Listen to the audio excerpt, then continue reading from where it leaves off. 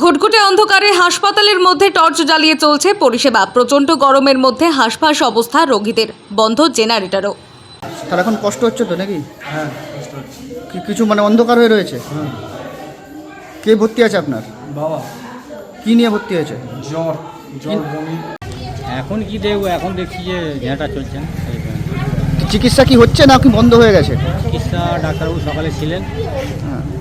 ডাক্তারবাবু দেখে আজ বোধ হয় আবার ছুটিতে চলে গেছেন।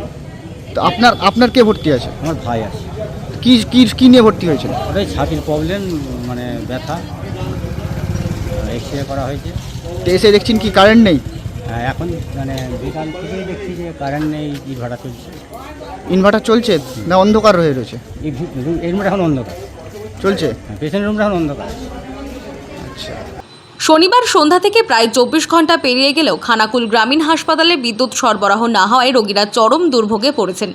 হাসপাতালের জরুরি বিভাগে টর্চের আলোয় চলছে চিকিৎসা পরিষেবা, আর প্রচণ্ড গরমে হাঁসফাঁস করছেন রোগীরা। হাসপাতাল সূত্রে জানা গেছে, বিদ্যুৎ না থাকায় হাসপাতালের অভ্যন্তরে অন্ধকার নেমে এসেছে। রোগীদের জন্য পর্যাপ্ত আলো ও বায়ু চলাচলের ব্যবস্থা না থাকায় তাদের অবস্থা আরও অবনতি হচ্ছে। এ বিষয়ে খানাকুলের বিধায়ক জানান, তিনি 63 কেভি ক্ষমতা সম্পন্ন একটি জেনারেটর হাসপাতালের জন্য বরাদ্দ করেছিলেন, কিন্তু তৃণমূলের স্থানীয় নেতারা সেটি স্থাপন করতে দেননি।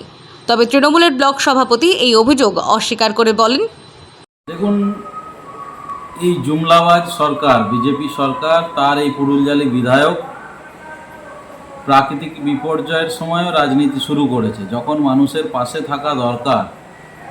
আপনারা দেখেছেন গতকাল রাত্রিতে প্রায় 70 থেকে 80 কিলোমিটার বেগে ঝড় বইছিল।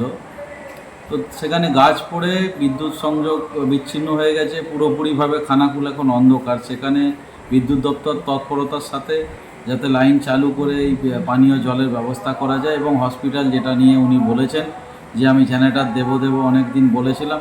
আরে শুনছি তো দেবো ভাই, আপনি চিঠিটা করেছেন, চিঠিটা ভালো করে করুন। আপনার তো এখন পঞ্চায়েত সমিতি, আপনি বিধায়ক, আপনি রাজনীতি করার জন্য নিজের বাচ্চা শিশুকেও রাজনীতির ময়দানে নেন। আপনি নোংরা ছোট লোক একটা।